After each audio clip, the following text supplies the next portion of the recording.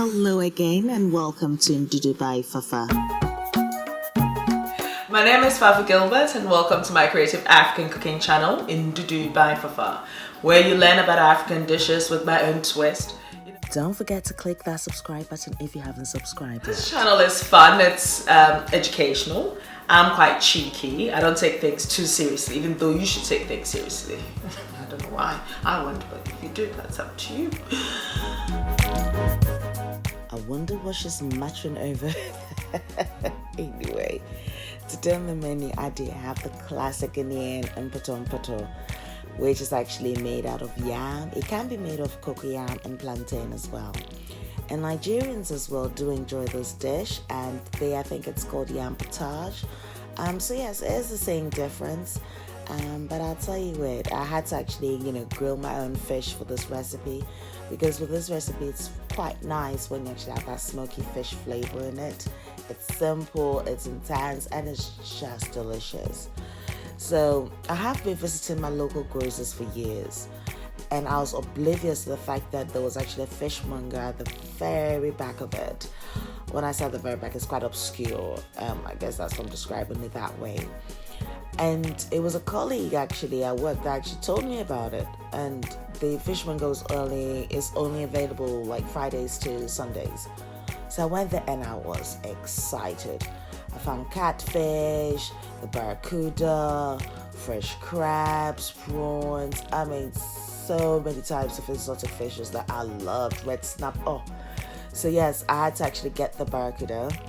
And it was quite big, so I just turned it still into its mouth, which actually looks quite painful, but of course it's okay. And I just rubbed it with some olive oil and a bit of salt. I placed it under the grill for 180 at 180 degrees. Important to actually put a foil at the bottom so that the juice would actually pour into the foil, because you just don't want to actually make your oven messy. And I grilled this for about an hour at 180 degrees, and I ended up with this beauty. So yes, it might come across like it was slightly overcooked, absolutely, but the flavors were actually intense. And the reason why I've actually overcooked it is I will be cooking it in stock. I'll be using it as a stock, and hence it becomes softer again, but then it means that it actually infuses its flavor into the stock as well, which is exactly what I want.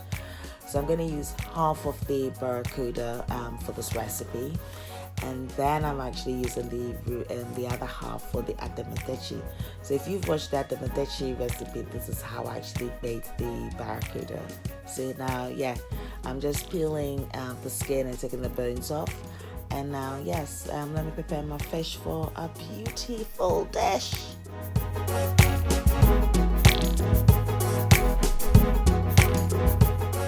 So now that I have my fish, I've got 2 medium-sized onions, 1 habanero chili, and about 20 grams of fresh ginger and my yam. Now I've actually placed a ladle of palm oil in my frying pan, and it's on a medium heat, whilst I actually slice my habanero chilies into little cubes. And the best way to actually peel the skin off your ginger is to use your potato peeler. So that's exactly what I'm doing, and grating the ginger as well. I mean, you can blend it, but I find there's the quickest way, especially if you're making a quick recipe as well. So these are little tiny, small tips. Anyway, so my oil is actually been on the medium heat for about 3 minutes. So now I'm going to add 1 of the sliced onions as well as the habanero chili.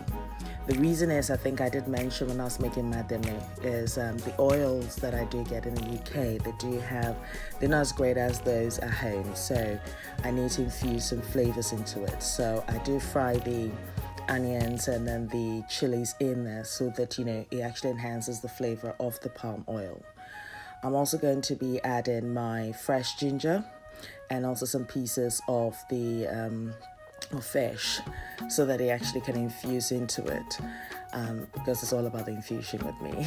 I think somebody says if they actually watch my videos and I do not say I'm infusing flavors, then they know that I've been hacked. Anyway, so just fry this mixture gently for about 4 to 5 minutes. This is just to allow, yet again, the flavors to enhance. And I've just added half shrimp cube to it as well. So yet again, to enhance the flavor, as I always talk about. So this looks like it's ready, and I'm now going to tend to my yam. So to my saucepan, I've actually placed a liter of water, and I'm actually going to be adding the remaining sliced onions and the rest of the habanero chili to my mixture. Yet again, I'm creating a stock which the yam pieces are actually going to be cooking in as well.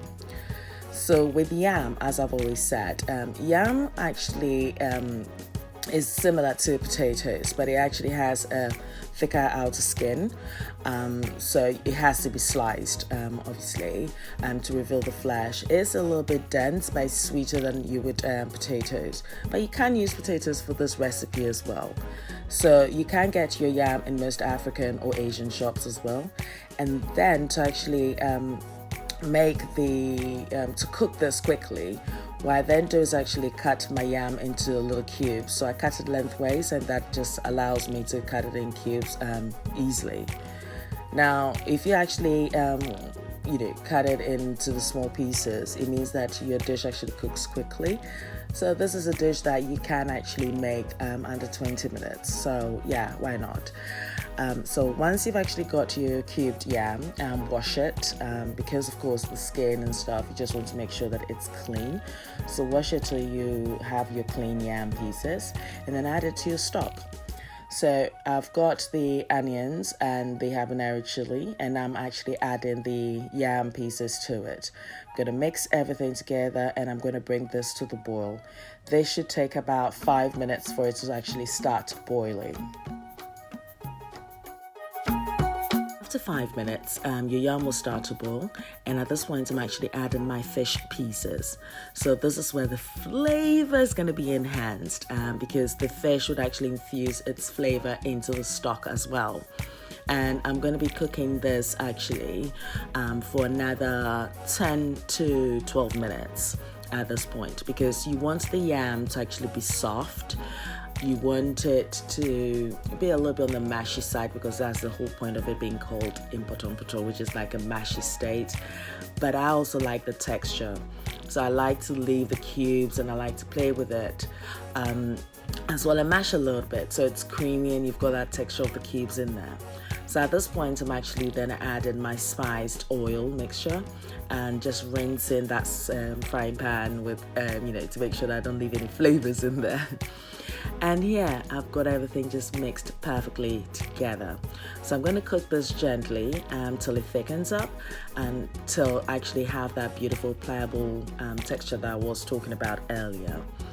And at this point, you can see that it's actually reduced, and you can see that the yam actually looks a little bit on the mashy side.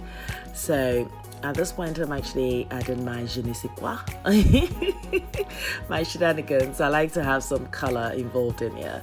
So I've actually got some spring onions and green chilies that I've actually sliced and just sprinkled over it.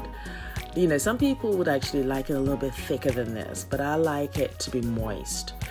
So this is the perfect texture for me. And also when it cools down, it actually thickens up anyway.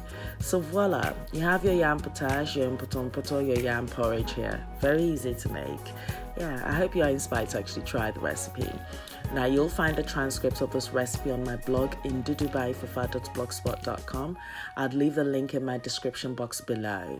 I'm also on Facebook and Twitter and Instagram as Ndudu by Fafa, so do pass by and say hi. Thanks for watching, and the next recipe will be the abolo recipe. Take care. Bye-bye.